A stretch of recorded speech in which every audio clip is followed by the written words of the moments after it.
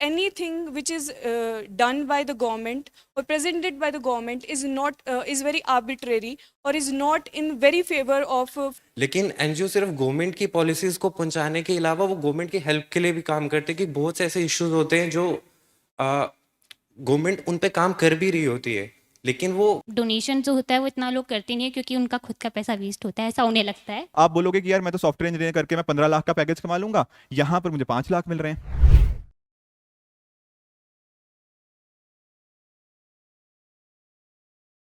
एक बार सोचो सारे कि क्या कैसा रोल प्ले करते हैं एनजीओस।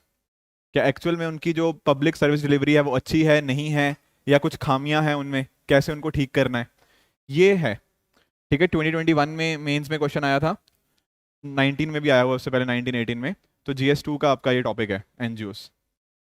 ठीक है, take 5 minutes and think whatever you can think about NGOs. And with this full form, we know it's totally different from the organization that works with the government. Okay, so they are doing great job in my opinion. I have also joined a group that is working for social welfare when I was hampering our sovereignty. Okay, thank you. That's are the most boring that I felt. Okay. Good afternoon, मेरा नाम हार्दिक सुंदेसा है, मैं गुजरात से belong करता हूँ। NGOs indirectly और directly 2 types में वो वर्क करती है। इनडायरेक्टली जैसे बोला जाए तो मतलब कि मेरे ध्यान में एक महेश भाई भंसाली करके जो हर साल बिहार में 60,000 आई ऑपरेशन करते हैं बिना पैसे, 1 रुपये भी नहीं लेते। और डायरेक्टली बोला जाए तो मैं जिस एनजीओ में काम कर चुका हूँ वो रोटरी क्लब है, और उसका जो यूथ वर्क करता है उसका नाम रोट्रैक होता है। उसमें हम लोगों ने जो लेबर्स के बच्चे होते हैं, पुअरर्स होते हैं, जो झुंपड़ी में रहते हैं, स्लम्स एरियाज़ में, जो स्लम्स एरिया में रहते हैं वो अफोर्डेबल नहीं होते कि वो अपना एजुकेशन, प्राइमरी एजुकेशन ले पाए। तो उसके लिए हम सब जो हमारा ग्रुप था वो पूरा ग्रुप, ये मतलब कि एनजीओ बेस्ड ही है रोट्रैक, तो हमारा जो पूरा ग्रुप था उन्होंने आई थिंक सो 50 to 60 बच्चों को प्राइमरी एजुकेशन दिया है। और उनका जो एक मूल जो पाया होता है, वो पाया मतलब कि जो नीचे से जो फंडामेंटल्स, जो फाउंडेशन होता है वो उनका एकदम पक्का कर दिया। और उनको हमने गवर्नमेंट स्कूल्स में भेजा और आज उनमें से 3 बच्चे 10th पास आउट कर चुके हैं। ये काम जो एजुकेशन लेवल पे होता है, ऐसे ही हेल्थ लेवल पे भी होता है, जो डायरेक्टली इनडायरेक्टली एनजीओज पब्लिक से इंटरेक्ट होती है। और गवर्नमेंट बात की जाए तो डेवलपमेंट में तो प्रधानमंत्री ने लाया था जो बेटी पढ़ाओ बेटी बचाओ योजना, तो उसमें हमारे जो वॉलंटियर्स हैं उन्होंने गर्ल्स को भी एजुकेशन दिया, गर्ल्स को अवेयरनेस दी। टू बी वेरी फ्रैंक, उन्होंने अवेयरनेस दी कि कैसे पेड्स, सैनिटरी पेड्स का यूज़ किया जाता है। और वो सब जो भी काम है वो लड़कियों ने नहीं, बॉयज़ ने ही किया है, जो हम सब वॉलंटियर्स थे वही ने। और अवेयरनेस लाई कि मतलब कि जो उनका एक माइंड में एक थॉट होता है कि गर्ल्स को स्कूल नहीं भेजना चाहिए, वो सारा थॉट हमने उनके माइंड से क्लियर किया है। और आज हमारे खुद के एक्सपेंसेस पे हम 20 to 25 स्टूडेंट्स को गवर्नमेंट स्कूल में एडमिशन दे चुके हैं। Thank you. Firstly, we have to discuss what is the main aim of any NGO, or but what is the foundation of any NGO. So they basically work to make this world a better place for those who are underprivileged or those who won't able to get the benefits which a government is giving to all of them. So this is the basic aim of any NGO, or the basic idea behind any NGO. Now, there are following many things done by an NGO. Few I will mention, few I think you all know. So first is the bridging gaps. How it bridge a gap. For example, अगर government से कोई भी policy आई है, we know in urban areas people are much aware about things, but in rural areas the lack of awareness, due to which peoples won't able to get the benefit which government is trying to portray towards them. So NGOs उसमें help करते, ठीक है। Secondly, they also act as a pressure group. For example, if anything which is done by the government or presented by the government is not is very arbitrary or is not in very favor of a few persons or a section of society, they sometimes also act as a pressure group. Now, they also improve good governance. How? Good governance by encouraging the policies. Same point that they encourage or they try to make the government policies to be implemented in a better way in a way, among the various sections of the society. Why we need NGO? Government भी education provide करती है, health care provide करती है, awareness scheme चलाती है. So why need NGO? क्यों government का काम सफिशिएंट नहीं है? No, government do all the things, but when government not reach at the we can say in rural areas, like छोटे छोटे बहुत विलेजेस होते हैं, वहाँ पे एजुकेशन वहाँ पे गवर्नमेंट काफ़ी टाइम वहाँ पे पहुँच नहीं सकती और काम नहीं कर सकती, लाइक एजुकेशन प्रोवाइड नहीं कर सकती, हेल्थ केयर अच्छा नहीं दे सकती, अवेयरनेस फैला नहीं सकती. तो this kind of things done by the NGO. Importance of NGO. Importance क्या है एनजीओ की? Skill, training, health care, education. बच्चों में एजुकेशन समटाइम्स कई ऐसे विलेजेस है जहाँ पे छोटे छोटे हेल्थ सेंटर्स है बट वो प्रॉपरली वर्क नहीं करते. तो ऐसे वहाँ पे एनजीओ काम करती है, लाइक हेल्थ केयर. मैं मान तो एक गुजरात में एक रणछोड़ दास जी चैरिटेबल ट्रस्ट है. वो अभी तक उन्होंने कितने सारे ऐसे मोर देन 50 एज और मोर देन एज ऑफ 50 इन्होंने आँख में जो ब्लाइंडनेस आ जाते हैं उनका वो फ्री में आज तक ऑपरेशन चलाती है, ऑपरेशंस करती है. और आज तक वो we can say assume the more than 600 rupees एक आता है आँख में बिठाने के लिए, लेकिन वो सभी को फ्री में प्रोवाइड करती है. जो मान लो कि गवर्नमेंट ये काम करे तो वो सब सफिशिएंट नहीं, गवर्नमेंट इतना काम नहीं कर सकती जो एक एनजीओ काम कर सकता है. Thank you, sir. Hello everyone. Myself Pratik. I'm from Jammu and Kashmir. NGO के बारे में हमने ये तो पता चल गया कि वो क्या होता है, किस तरह वर्किंग करता है, या क्यों उनकी हमें नीड है. जैसे सबने कहा कि गवर्नमेंट की जो पॉलिसीज़ होती है वो सब तक नहीं पहुंच पाती है, तो उस पर्पस पे जो है एनजीओ काम करता है. लेकिन एनजीओ सिर्फ गवर्नमेंट की पॉलिसीज़ को पहुंचाने के अलावा वो गवर्नमेंट की हेल्प के लिए भी काम करते हैं. कि बहुत से ऐसे इश्यूज होते हैं जो गवर्नमेंट उन पे काम कर भी रही होती है, लेकिन वो फिर भी जो है हमारी सोसाइटी में लोग उसे एक्सेप्ट नहीं करते हैं. तो उन चीज़ों को भी ताकि वो सोसाइटी में पहुंचे उनको लिए उसके लिए भी एनजीओ काम करता है.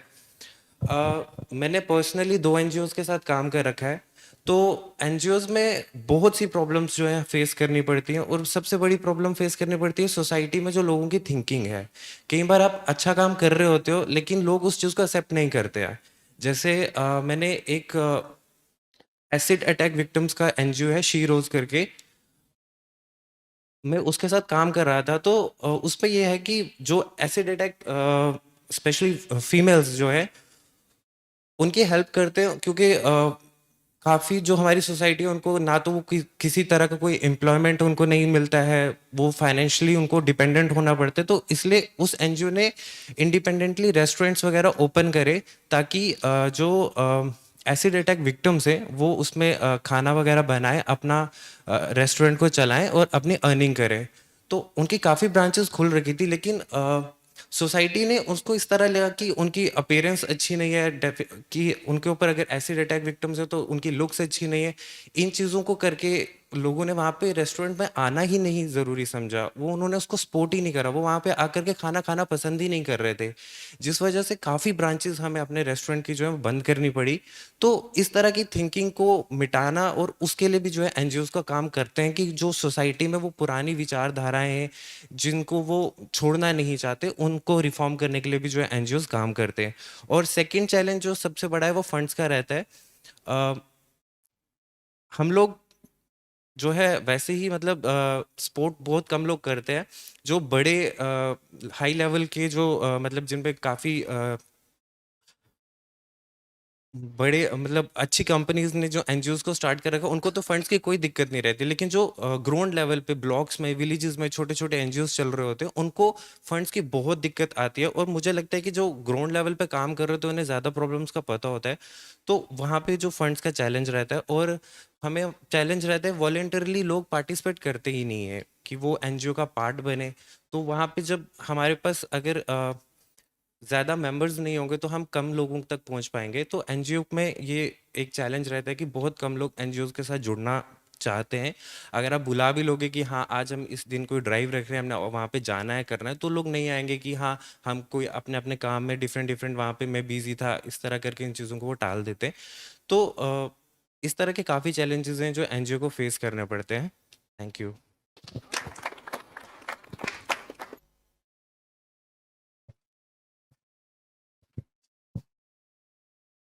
Good afternoon everyone. मेरा नाम शिवानी है और मैं एनजीओज़ का रूल और इश्यूज़ बताने वाली हूँ, पर मुझे ज़्यादा नहीं पता है ना, तो ऐड कर लेना पॉइंट्स अपने आप से।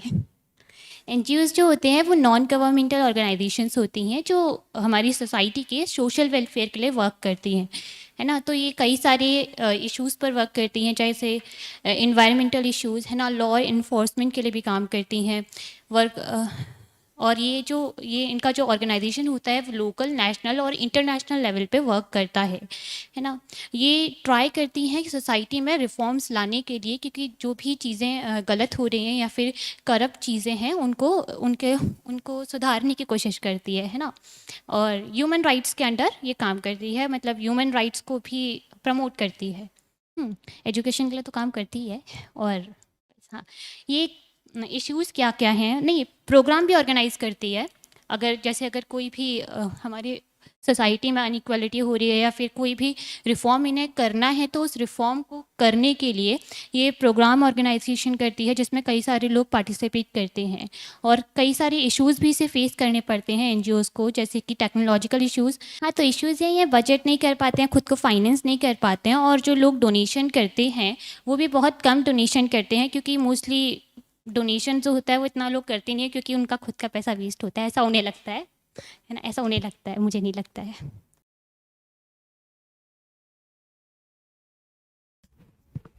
Good afternoon, everyone. My name is Aryan Yadav. I am from Jhansi, UP. So today we are going to discuss about NGOs, non-governmental organizations. Okay, so these work on volunteer services. तो अभी सबने तो ज़्यादातर बता दिया, तो अभी बात करेंगे हम सिर्फ उसके इशूज़ पे। तो सबसे पहले जो इशू रेस होता है वो होता है उसका ट्रांसपेरेंसी का, यानी कि जो कंट्रीब्यूशन आता है फॉरेन से, तो उसका जो ट्रांसपेरेंसी है वो इतना नहीं है। वो क्या बोलेगा वो, मतलब तो नहीं, हाँ, दिखता नहीं है वो ट्रांसपेरेंसी। सुप्रीम कोर्ट ने भी इसके ऊपर इशूज़ रेस करे थे, तो अभी इसके ऊपर चल रहा है। और भी रिसेंटली दीदी ने बात की थी FCRA की, फॉरेन कंट्रीब्यूशन रेगुलेशन एक्ट। तो जो फॉरेन कंट्रीब्यूशन रेगुलेशन एक्ट है वो इसलिए आया था कि जो उनकी ट्रांसपेरेंसी है वो अच्छी और अच्छे ट्रांसपेरेंट हुए हैं। तो अब इससे एक और इशू रेस होता है उसका क्रेडिबिलिटी का। अगर जब वो ट्रांसपेरेंट ही नहीं होंगे तो क्रेडिबिलिटी उसकी कहाँ से आएगी, मतलब कि क्रेडिबल यानी कि किसी को बिलीव करना है आपके अपने आप में। अब जब वो आप ट्रांसपेरेंट ही नहीं हो, आपका पता ही नहीं चला कि फंड्स कहाँ से आ रहा और आप उसको यूज़ किस चीज़ में कर रहे हो, तो फिर क्रेडिबल नहीं बनेगा। मतलब आप किसी को बिलीव नहीं कर पाओगे कि वो आपको फंड करें, और जब फंड्स ही नहीं आएंगे तो जो हमारा ये NGO है वर्क ही नहीं करेगा फिर वो। ठीक है, एक दो इशू तो ये होगा। और तीसरा इशू इससे आता है, मतलब टेररिज्म का रिलेशन भी थोड़ा बन सकता है इससे। जैसे कि कई बार क्या होता है कि बाहर से फॉरेन फंड्स आते हैं, तो जो हमारा NGO है वो उसमें फंड्स लेके जो कुछ एक्सट्रीमिस्ट ग्रुप है इंडिया में उनको वो फंड्स प्रोवाइड करवा सकता है, क्योंकि जो ट्रांसपेरेंसी के ऊपर मैंने बोला वो एक इशू ये भी रिलेशन है। तो सभी ने अपने अपने चीज़ें बताई कि एनजीओज़ के रिगार्डिंग क्या ठीक है क्या गलत है, राइट। तो दो तीन चीज़ें, पहले तो अगर बात करें कि कैसे आपने बोला, ठीक है, कि कैसे आपके स्पीकिंग स्किल्स कैसे थे, तो पिछले बार से इम्प्रूवमेंट है। बट जैसे आपने नोटिस किया, आप पहली बार शायद बोल रहे थे स्टेज पे कभी, है ना, इससे पहले कभी नहीं बोले शायद स्टेज में, राइट। तो आज 2 लाइनें बोली हैं, अगली बार 5 लाइनें बोलोगे, फिर 10 लाइनें बोलोगे, एंड इस तरह से ही ये चीज़ आप सीख पाओगे। Getting the point. तो अगली बार डरना नहीं है, ये नहीं सोचना कि यार मुझे तो कुछ पता ही नहीं। कुछ चीज़ें तो पता थी, ऐसे किसी को भी बहुत ज़्यादा आइडिया नहीं था, बट बेसिक आइडिया था कि हाँ यार कुछ एजुकेशन में काम करते हैं, कुछ हेल्थ में काम करते हैं, तो ऐसे सीखने से ही ये चीज़ होती है। पहली बात तो ये चीज़, ठीक है। बाकी तो मतलब आपने भी, जैसे आज पिछली बार भी आपको शायद मौका नहीं मिला था लास्ट में, है ना, आपका रह गया था, बट आज आप आए, अच्छी बात है। तो आपने बोला, that's a good thing. Clear? Sorry, अच्छा सबका फर्स्ट बार, उनका शायद सेकंड टाइम था, पिछली बार भी उन्होंने बोला था, आई थिंक आपने भी लास्ट टाइम बोला था। तो anyways, getting back to the topic कि एनजीओस का क्या रोल है, क्या पॉजिटिव्स है, क्या नेगेटिव्स हैं, हमें कुछ ये चीज़ें डिस्कस करनी है। अगर आप नोटिस करोगे तो मेंस में भी ऐसे क्वेश्चंस हमें देखने को मिले हैं पिछले सालों के अंदर। अब पहली बात, आपने पॉलिटी पढ़ी है, तो पॉलिटी में कहीं पर पढ़ा एनजीओ का नाम? कहाँ पे? हाँ जी, हाँ बोलो बोलो। 19(1)(c), बिल्कुल। 19(1)(c) क्या कहता है? Right to form associations. वो एनजीओ बनाने का मेरे पास अधिकार है। कहाँ से आया? कॉन्स्टिट्यूशन से आया। 19(1)(c) ये बात बोलता है कि वी कैन फॉर्म एसोसिएशंस, वो एक एनजीओ का ही फॉर्मेशन है। Getting the point? ये बात सबको समझ आई? आर्टिकल 43 पता है क्या है? हाँ जी, तो आर्टिकल 43 भी आ गया, तो डीपीएसपी के अंदर भी ये चीज हमारे यहाँ पे मेंशन्ड है। एनजीओ वर्ड मेंशन नहीं है, ध्यान से समझना, एनजीओ वर्ड मेंशन नहीं है, पर कहीं ना कहीं पावर्स हमारी कॉन्स्टिट्यूशन से आ रही है, तो हमारे पास एनजीओ बनाने का अधिकार बिल्कुल है। एनजीओ होते क्या है? सिंपल सा चीज है, देखो गवर्नमेंट होती है हमारी, पहले हम मानते थे कि सारा काम गवर्नमेंट का ही है, लोगों को एजुकेशन प्रोवाइड करना, हेल्थ प्रोवाइड करना, ये सारी चीजें गवर्नमेंट की ही हैं। पर धीरे धीरे क्या हुआ, हमने नोटिस किया दुनिया में प्राइवेट सेक्टर बढ़ता गया, साथ ही साथ एनजीओस का भी हमें देखने को मिला कि एनजीओस भी धीरे धीरे आती गई। स्पेशली बात करूँ ना इमरजेंसी के टाइम के बाद में, इंडिया में जब इमरजेंसी लगी ना 1975 से 77 के बीच में, उस टाइम एनजीओस आगे आई थी कुछ, उन्होंने कोशिश किया कि सरकार को हम क्वेश्चन करें। तो पहली बात आपको यही आनी चाहिए कि सरकार को कहीं ना कहीं अकाउंटेबल रखती हैं ये, सरकार की कुछ खामियां होती हैं तो वहां पर उनको रोक, मतलब अकाउंटेबिलिटी आ जाती है सरकार की। साथ में नोटिस करो, गवर्नमेंट हर जगह नहीं पहुंच सकती, बट एनजीओस का कहीं ना कहीं इनके वॉलंटियर्स अलग अलग जगह हो सकते हैं, इनकी रीच ज़्यादा हो सकती है, हो सकता है ये रूरल एरियाज में आसानी से पहुंच पाए, तो सरकार को ये मदद कर सकती हैं। किसी ने बोला था bridging the gap, I don't know किसने बोला था, शायद आपने बोला था, तो गैप को वो ब्रिज करने के अंदर हेल्प करती हैं। एक चीज़ जो आप सभी ने मिस करी वो थी अच्छी एग्जाम्पल्स। जब भी आप आंसर लिखोगे ना इसका, कोई भी बिना एग्जाम्पल के कभी बात करनी ही नहीं है। अदरवाइज हर कोई कह सकता है हाँ यार एजुकेशन में काम करती हैं, हेल्थ में काम करती हैं, ये करती हैं वो करती हैं, बिना एग्जाम्पल्स के आप बात नहीं करोगे एनजीओस की कभी भी। तो कुछ एग्जाम्पल्स दिए आपने, कुछ मैं और बता देता हूँ आपको, ठीक है? जैसे आपने कभी एसर रिपोर्ट सुनी है? सुनिए, एक annual school of education report आती है, sorry annual status of education report, not school, annual status of education report, कि इंडिया में कैसी एजुकेशन की क्या हालत है, कितने बच्चे कौन सी क्लास में, कई बार आपने सुना होगा ना कि 5वीं क्लास के 40% बच्चे सेकंड क्लास के क्वेश्चंस नहीं सॉल्व कर पाते, कभी सुना है ये? ठीक है, इसको बोलते हैं लर्निंग आउटकम्स, ये एसर रिपोर्ट में मेंशन होता है। तो एसर रिपोर्ट कौन लेके आता है? प्रथम एक एनजीओ है, तो एजुकेशन सेक्टर में भी इनका काम है। किसी ने यहाँ पे गूंज की बात करी थी, गूंज की बात कोई करके गया था, चाइल्ड राइट्स एंड यू की किसी ने बात करी थी, क्राई, हाँ जी हाँ जी, क्लास सत्यार्थी का बचपन बचाओ आंदोलन हो गया। ये सारे क्या एग्जाम्पल्स हैं? ये चिल्ड्रन के वेलफेयर के लिए काम करते हैं। किसी ने हेल्प एज इंडिया का नाम लिया था, आई डोंट, आपने लिया था? हाँ, हेल्प एज इंडिया क्या है? ये जो एल्डर्स हैं उनके लिए काम करती है। एक आपने शायद कभी नाज फाउंडेशन का नाम सुना होगा, मैंने आई थिंक एलजीबीटीज के ऊपर एक बार केस पढ़ाया था आपको। तो नाज फाउंडेशन एक एनजीओ ही है, उसने क्या काम किया? एलजीबीटीज के राइट्स को आगे लेकर आने के लिए। आज के टाइम पे जो राइट्स है ना, ऐसे नहीं कि सरकार ने एक ही दिन में दे दिए या फिर सुप्रीम कोर्ट ने दे दिए, नहीं, वहां पर भी एनजीओज ने अपनी लड़ाई लड़ी है। तो नाज foundation is one of those examples. ऊपर से आपने पेटा का नाम सुना होगा, people for ethical treatment of animals, ठीक है? आपने let's say Fridays for future का नाम सुना है कभी? जो ग्रेटा थनबर्ग है, ग्रेटा थनबर्ग सुना है? कौन है? हाँ, एक काफी यंग लड़की है, ठीक है? उन्होंने मतलब ट्रम्प के अगेंस्ट भी बोला था कि आप लोगों ने स्पीच कई बार शायद सुनी होगी यूट्यूब के ऊपर, उनकी नहीं सुनी, मतलब काफी फेमस हुई थी स्पीच, काफी 1920 के आसपास, 3-4 साल पहले बहुत फेमस हुई थी उनकी एक स्पीच। तो इस तरह की एनजीओ हमें देखने को मिलती है जो इन्वायरमेंटल सेक्टर में काम करती हैं। हमारे इंडिया के अंदर centre for science and environment है, वो अपने आप में एनजीओ है जो इन्वायरमेंटल सेक्टर में काम करती है। Getting the point? तो आप नोटिस कर रहे हो, हेल्थ में भी है। चलो और बताओ, जैसे अक्षय पात्रा, हाँ, बच्चों को फूड अवेलेबल करवाने के अंदर, ठीक है ना, उनका यहाँ पे योगदान रहा है। तो इस तरह से आप नोटिस कर रहे हो, बच्चों के लिए जितने भी वल्नरेबल सेक्शन है, हर किसी के लिए कुछ ना कुछ काम है। लड़कियों के लिए जैसे किसने मेंस्ट्रुअल हाइजीन के कुछ एग्जांपल्स दिए थे, तो वो बातें ठीक है। तो हर अलग अलग सेक्टर्स में यहाँ पे काम है। आपने, चलो और बताओ, पॉलिटिसाइजेशन ऑफ क्रिमिनल सुना है? जो सुना है कभी कि हमारे लोकसभा में इतने % लोग क्रिमिनल्स के चार्जेस हैं उनके ऊपर, 43% है मतलब करंट लोकसभा के अंदर। किसने कहा था ये? एडीआर, बिल्कुल एडीआर है, एसोसिएशन फॉर डेमोक्रेटिक रिफॉर्म्स। ये एक अपने आप में एक एनजीओ की तरह काम करती है, कहीं ना कहीं ये बताती है, मतलब एक प्रेशर ग्रुप है बेसिकली, वो बताती रहती है कि पॉलिटिक्स के अंदर हमारे क्या क्या खामियां हैं, कैसे इसको ठीक कर सकते हैं, कितना ब्लैक मनी आ रहा है।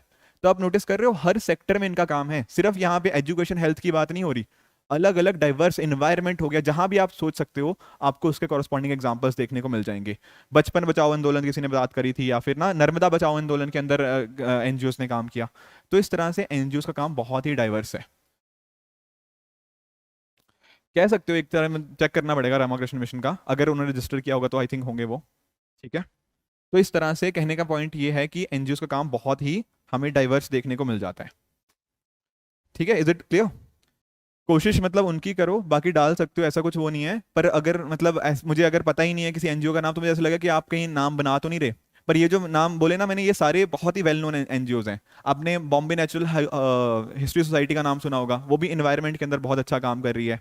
कोविड-19 पेंडेमिक आया तो सरकार के बस के पॉसिबिलिटीज नहीं थी कि इतने रिसोर्सेज थे उसके पास, बहुत सारी अनगिनत एनजीओ सामने आई हैं, आप किसी का भी नाम उठा लो वहाँ पे। आपने लोगों ने भी देखा है सेकंड वेव को कोविड-19 की, तो उस टाइम पर बहुत सारी एनजीओज आगे आई थी जिन्होंने बहुत अच्छा काम किया, किसी को ऑक्सीजन सिलेंडर प्रोवाइड करने के अंदर, किसी को मतलब जो लोग घर जा रहे थे, मतलब जो माइग्रेंट्स थे उनको खाना खिलाने के अंदर। There are an number of NGO जिन्होंने बहुत अच्छा काम किया। तो रोल समझ आया? तो डिजास्टर मैनेजमेंट के अंदर भी रोल है। 2004 की हमने सुनामी देखी थी, वहां पर एनजीओस ने अच्छा काम किया। तो हर पॉइंट को आपने एग्जाम्पल के साथ सब्सटेंशिएट करना है, बिना सब्सटेंशिएशन के नंबर नहीं मिलेंगे यहाँ पे, ये बात बहुत अच्छे से समझ लो। समझ गए? तो रोल तो समझ गए कि सर पॉजिटिव रोल तो बहुत सारा है, हर सेक्टर का आप सोच सकते हो, आपके पास एग्जाम्पल्स भी आ चुकी हैं अब।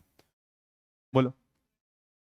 हाँ जी, हाँ जी, उसमें भी बिल्कुल हमारे इंटरनेशनल रिलेशंस में भी हेल्प कर जाती हैं कई बार, कि वहाँ पे country to country relationships improve करने के अंदर वहाँ पर भी एनजीओस का रोल आ जाता है। तो ये तो हो गया थोड़ा कि चलो पॉजिटिव काफ़ी सारी चीज़ें हैं, पर कुछ नेगेटिव चीज़ें भी हैं। नेगेटिव दो तरह से हैं, समझने की कोशिश करना।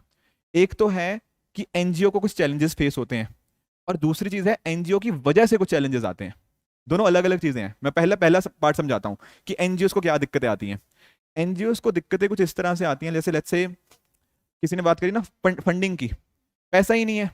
अब पैसा ही नहीं आता कहीं से तो कैसे खर्च करोगे, कैसे लोगों के वेलफेयर करोगे? अगर पैसा ही नहीं है आपके पास तो नहीं कर पाओगे। तो फंडिंग का हमेशा कंसर्न रहता ही रहता है, ठीक है। दूसरा एक मेजर इशू है, वहां पे अच्छे लोग नहीं होते। अब देखो एनजीओस में भी ना कुछ अच्छे लोगों की जरूरत रहेगी हमेशा, ठीक है। पर आप खुद बताओ, मान लो आपने इंजीनियरिंग करी, एमबीए करी, what ever you have done, क्या आप खुश होगे कि यार मैं एनजीओ में जाके काम करूं? शायद नहीं। आप बोलोगे कि नहीं यार मैं तो ठीक है ना उसकी सॉफ्टवेयर इंजीनियरिंग में काम कर लेता हूँ, इतना का पैकेज मिल जाएगा मुझे। एनजीओस कभी आपको वो ऑफर नहीं कर पाएंगी। तो कोई अपनी मर्जी से जाते हैं लोग, मैं मना नहीं कर रहा, पर बहुत कम लोग जाते हैं। अब अगर आप अपनी मर्जी से ही नहीं जा रहे, आप मजबूरी की वजह से जा रहे हो, तो आप वहां पे उतना अच्छे से कंट्रीब्यूट नहीं कर पाओगे। Getting the point? क्योंकि पैसे की कमी है ना, तो अच्छे लोग कभी आप अट्रैक्ट नहीं कर पाओगे। अच्छे लोग नहीं होंगे तो काम उतना अच्छा नहीं होगा, जितना पोटेंशियल था शायद वो नहीं आप अचीव कर पाओगे। तो जो क्वालिटी ह्यूमन रिसोर्स होता है ना, वो यहाँ पे अक्सर ये लैक करते हैं। तो ये 2-3 इश्यूज हैं जो एनजीओस के रिगार्डिंग फेस करने को मिलते हैं। बाकी आपने जो पॉइंट्स बताए दोज आर ऑल्सो फाइन।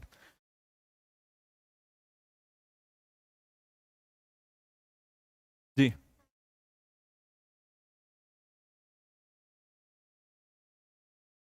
जैसे मैं वही बता रहा हूँ कि जैसे मान लो आपके पास कोई जॉब नहीं है, एग्जाम्पल टेकिंग अ केस, तो एनजीओ में होता है कि हाँ यार आप वहां पे कुछ काम करने लग जाओ, तो उसके कुछ पैसे मिलते हैं, दे पे यू लेस, दे डू पे यू, बट वो कम पैसा पे करते हैं। आपके पास जॉब नहीं है, आप बोलो कि हाँ यार मैं एनजीओ में काम करूंगा।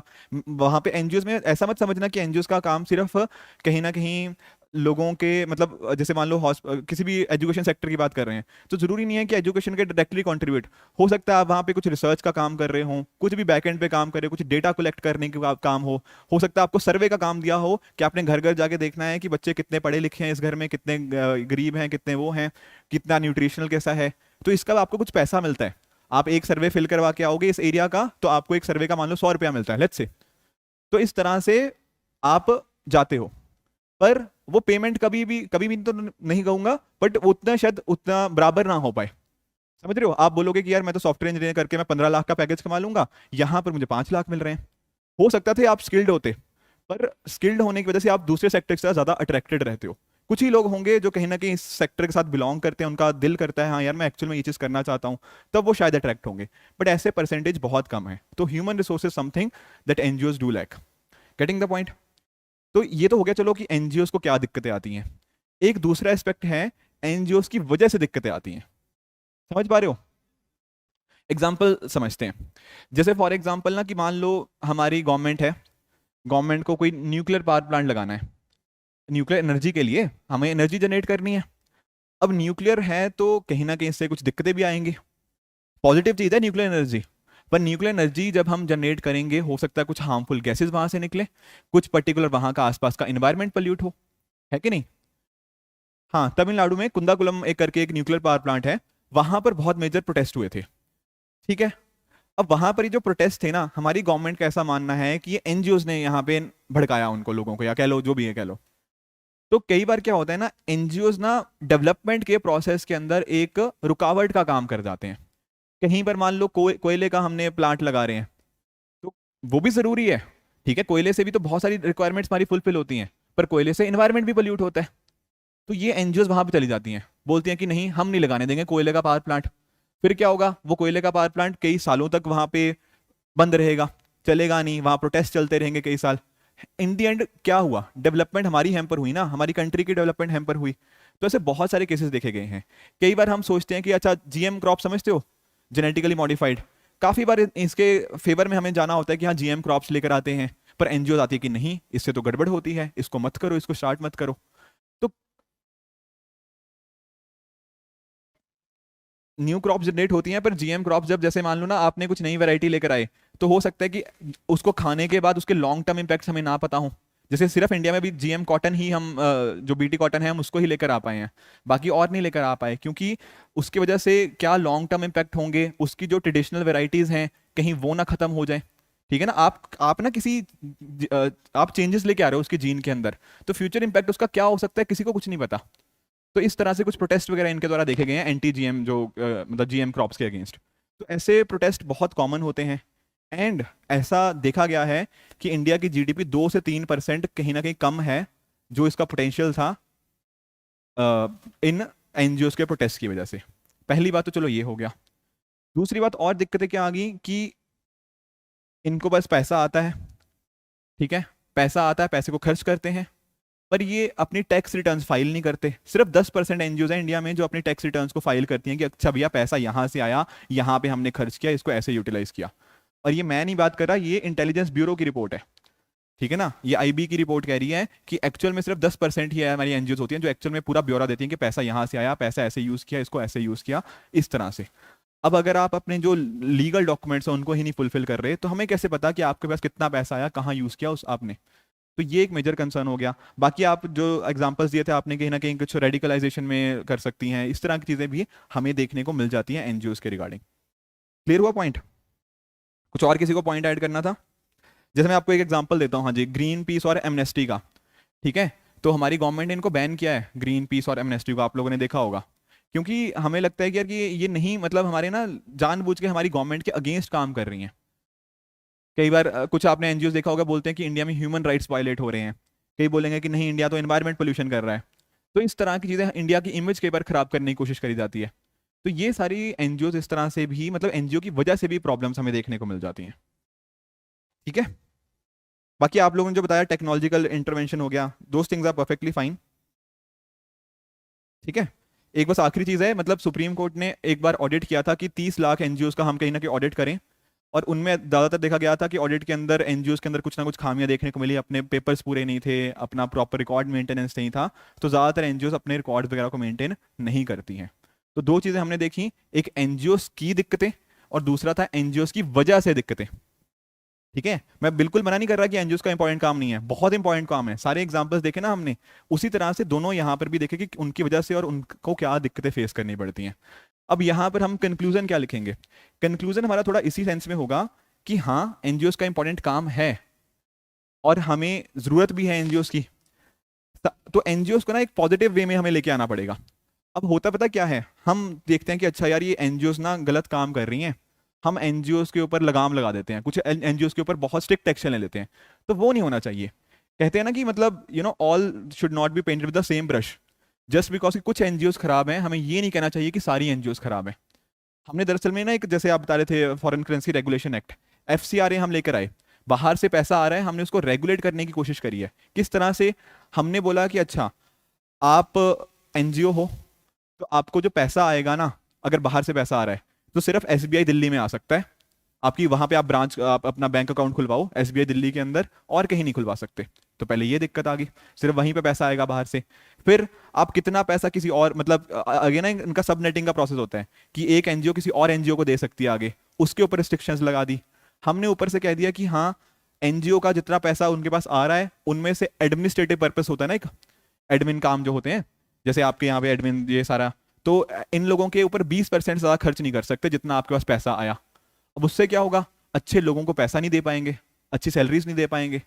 Getting the point? तो इस तरह से हमने क्या किया ना, इसको काफ़ी स्ट्रिक्ट बना दिया। अगर आपको नया चाहिए, नया रिन्यू करना है अपने आप को, तो रिन्यूअल प्रोसेस थोड़ा मुश्किल हो गया।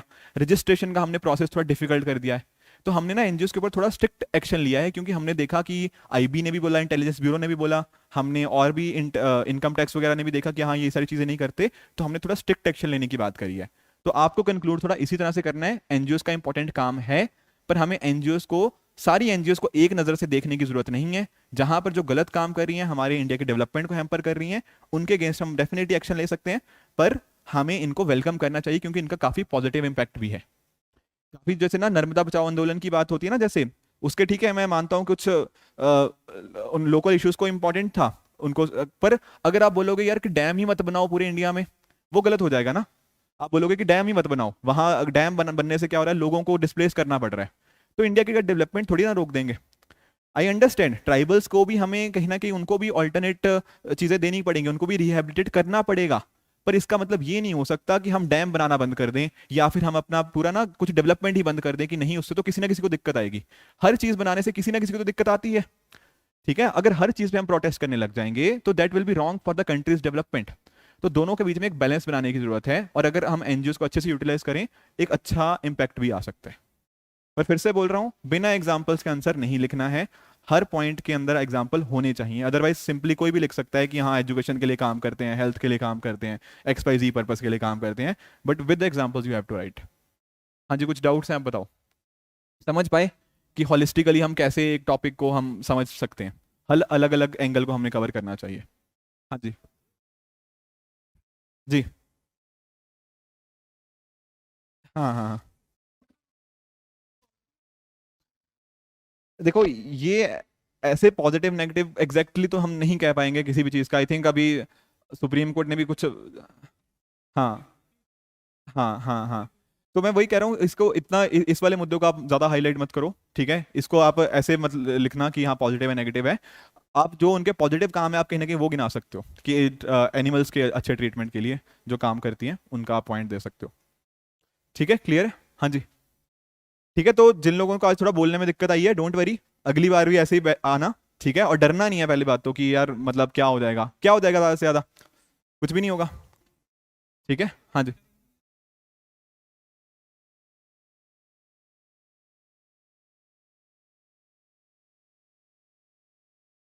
नहीं 2-4 नहीं, ज़्यादा ही होते हैं, बट वही पॉइंट है कि उनको करना मतलब करना चाहिए। आप खुद सोचो ना, अगर बाहर से पैसा आ रहा है, कहीं से भी पैसा आ रहा है, तो उनको प्रॉपर मेंटेनेंस चाहिए ना। हाँ, इतना का नहीं है, अगर ऐसा नहीं है, अगर आपको बहुत, जैसे आपको बहुत अच्छी खासा पैसा आ रहा है, उस केसेस के लिए ये चीज़ एप्लीकेबल होती है। ऐसा नहीं है कि आप 500 रुपया कर रहे हो। जब अगर स्मॉल ग्रुप के केस में ठीक है, बट ज्यादातर के केस में ना हम बात जनरली बात बड़ी बड़ी एनजीओ की कर रहे हैं कि अच्छा खासा पैसा भी उनको मिल रहा है, तब भी वो चीज़ें नहीं कर रहे, उन केसेस की ज़्यादातर हम बात कर रहे हैं। तो इनको हमें अकाउंट में लेके आना चाहिए ना इस तरह की चीज़ों को, क्योंकि आप खुद देखो ना कि अगर पैसा आ भी रहा है और आप ढंग से उसको मेंटेन नहीं करोगे, तो आप ऐसे भी बोलोगे कि जैसे मान लो 5 लाख रुपया कमा रहा है साल का, तो आप बोल दोगे कि यार ये तो 5 लाख कमा रहा है, इसका टैक्स ही मत लो, या फिर इसके मतलब ये टैक्स रिसिप्ट वही ना फाइल करे, अपनी ITR ही ना फाइल करे। पर फाइल करना जरूरी है ना, चाहे भले टैक्स नहीं हम ले रहे उससे, पर ITR तो फाइल करे, ताकि पता तो लगे कि कौन कितना कमा रहा है, कैसे जा रहा है, कहाँ आ रहा है पैसा, सारा अकाउंट तो हमें रखना पड़ेगा ना। क्लियर है? ठीक है, चलिए, थैंक यू सो मच।